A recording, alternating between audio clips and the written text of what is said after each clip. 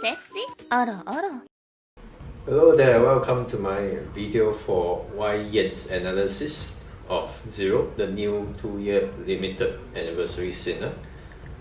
As a TLDR at the start, Yyan suggests we get a copy, at least S0, and if possible, get a S1. Her normal attack as an Umbra is nothing special, so we'll go straight to the out. Now her out does damage in 3 separate sections, 3 hits so to speak. The first 2 hits do 20% damage each, and 60% of the out's damage will come from the last hit. So this total amount of damage is about 1860% at level 10. It will also break 1 core.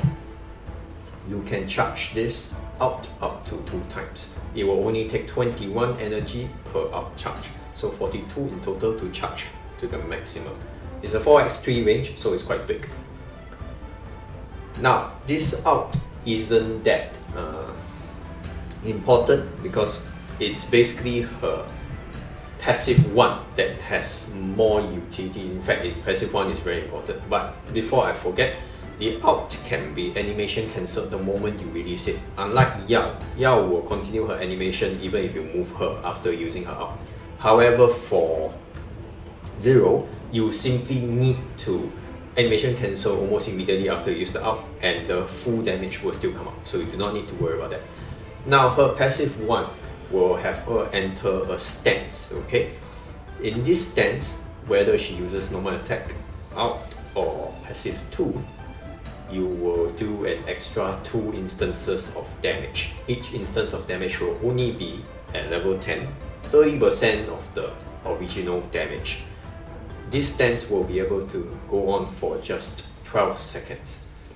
So you can think of it as a total of 160% damage per attack. And because each attack in this stance is 3 times, her out can now break 3 cores. Obviously, you will use the same amount of energy to enter this stance. So basically, if you charge 2 times, you can then enter this stance with the first charged out. And if you have 1 charge left, you can then immediately release a normal out, which will then break 3 cores. Yyan suggests that in DZ, it is easier if you just simply use the second stance, the second out, which means you enter the stance, and then you give her energy as you need when you want to break cores. And in TOA, it will be even easier because you simply enter the stance, try to keep it out as much as you can, use your core breaks as necessary for damage. The out can be used for damage or core breaks as per necessary. There's a lot of technical details that he goes into with regards to the stance and outs and stuff, but we don't really need to know all of that. The main thing you have to remember is use the stance out first, always. Then as much as you can, try to keep it up. Then use the normal out as and when you need to for damage or core breaking. Now her P2 is very easy to understand. Basically, every time you use 9 normal attacks, Zero will then do an additional follow-up attack that hits in the 3x3 tile area around her. It will do, as you can see at level 10, 528% of physical damage, as well as gain 1 energy point back. Now the interesting thing about this is Yyan wasn't very clear as to whether or not in stance mode this will then result in you getting another 2 points of energy because you are basically doing 3 instances, right, of this. So let's assume that that's true. If so, every 3 normal attacks in stance, because you're doing 2 extra instances, correct, per normal attack. So each normal attack is now 3 normal attacks. Therefore, in a stance, just going to 3 auto attacks will net you this passive 2 follow-up, which will mean if you animation cancel while she is in stance doing her normal attacks, she will regain energy faster, and you may be able to therefore keep up the stance more. Considering that you need energy to stay in this stance, basically just using it another time, right?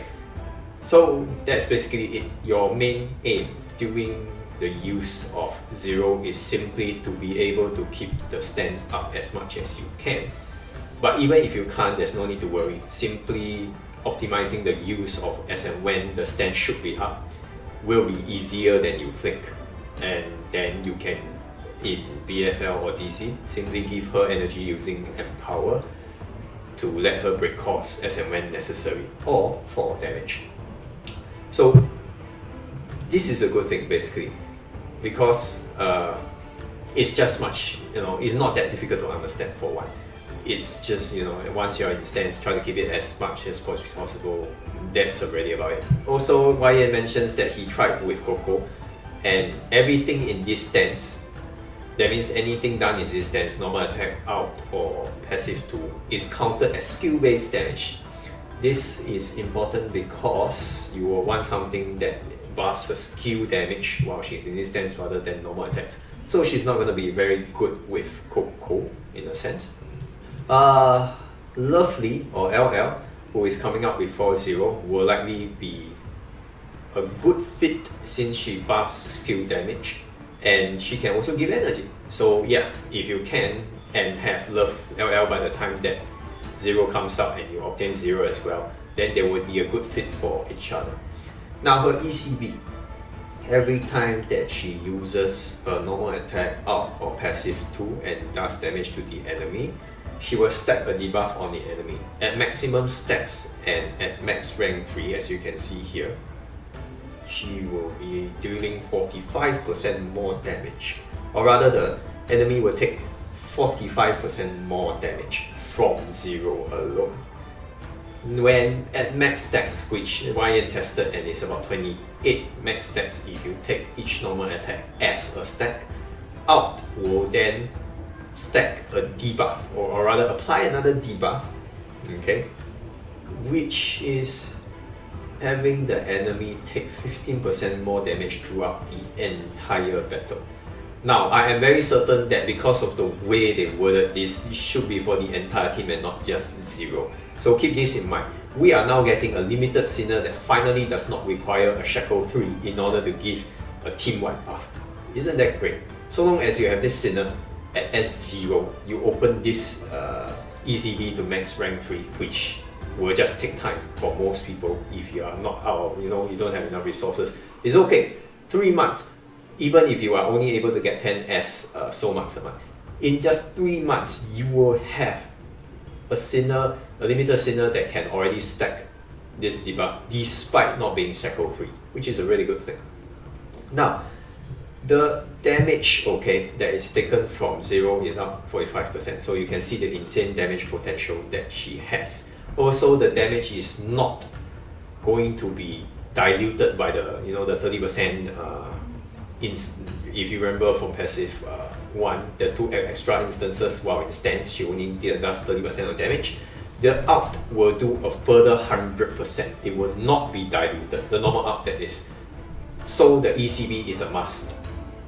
Definitely a must, and recommended to immediately go to max if possible. Okay, to get to max stacks, you don't really have to worry. 2 hits of the out, that means to say once you release 1 out, the first 2 hits will already get her to max stacks of passive 1, past the ECB, and then the third hit will already be at max stacks, and the third hit of the out is anyway where you get the most damage, right? 60% of your out's damage. So you don't really have to worry about whether or not you're at max stacks. The debuff will be kind of like triangular exclamation mark behind the enemy, so it's actually quite obvious in battle. Skill priority here will be the out, then passive 1, then passive 2 before the normal attack. He suggests 9099, but as you can see, he went max for all of them. And to me, I would suggest if you have the resources, if you're able to, at the time of 0's release, please have 9000. So that means the maximum of out, passive 1 and passive 2. You will get the most gain out of this. However, if you don't, it's okay. Just try and stop at, or rather just try to get to 9099. 7777 is also okay. If you don't have resources at the time, just slowly build your way up to the recommended skill levels. For the ECB, obviously you should try to go to max, and if it's a must to open. Finally, let's look at Shackles. S1 will have her passive 2 gain an extra point of damage. So use every single instance of attack in passive 2 is 1 point of damage.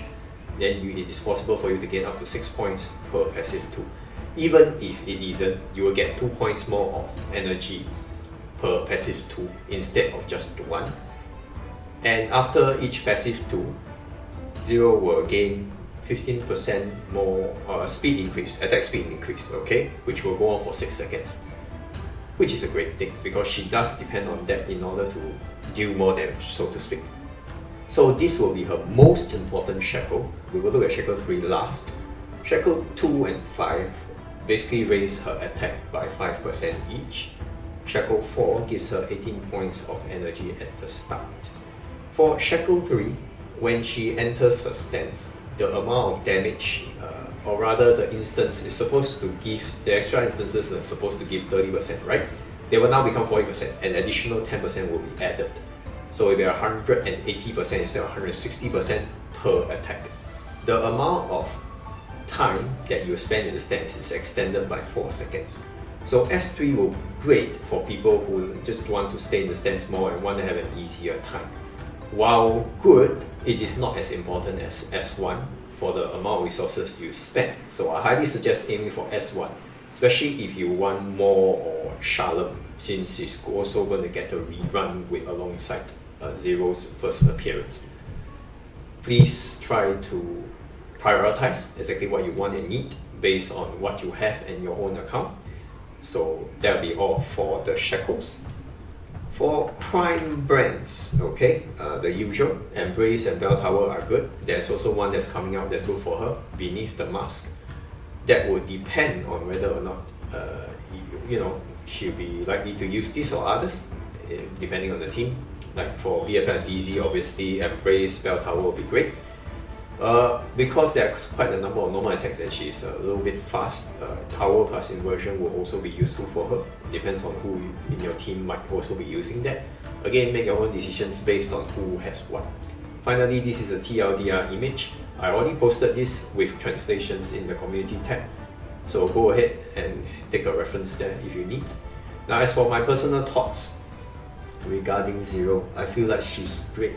I like her design, original, not the skin. I know a lot of people love the skin, but it's just not for me. So I will be trying to roll for S3 of her. Before she comes, there's only LL that I want, and I don't mind S0 LL at the time. So I will try to aim for an S3 0 as best as I can. Some more, she's a limited sinner that I really like, and she's really powerful. The good thing is that she's not limited to a team, so she can fit into, or rather she can fit with any number of outliers that don't really fit into specified teams. So I'm glad for that. Anyway, that's all for this video. In the community tab, I have a vote going on for more. If Yyan comes up with a video for more, well, actually he definitely will. And I was like, do people want to see it?